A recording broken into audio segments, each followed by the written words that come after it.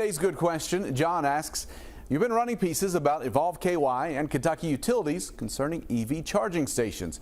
Who's paying for these stations and who can use them? Is there a fee? How do these stations benefit non-EV owners? Let's get to these questions one at a time. I asked Daniel Lowry with Kentucky Utilities about those charging stations. He told me they cost between $750 and $1,000 to install. If they're a public station, KU is paying for those costs. If they're a hosted station at a business, the business pays that cost. Now, public stations are open to anyone, but charging stations at businesses can be designated public or private use.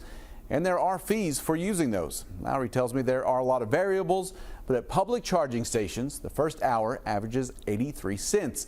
Each additional hour averages $1.11.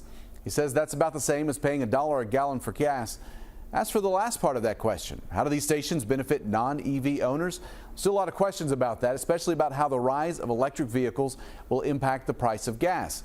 In the short term, most experts don't think it will, because even if there is a decrease in the demand for gas, refiners will just reduce their output to match that demand. If you have a good question, you can email goodquestion@wkyt.com.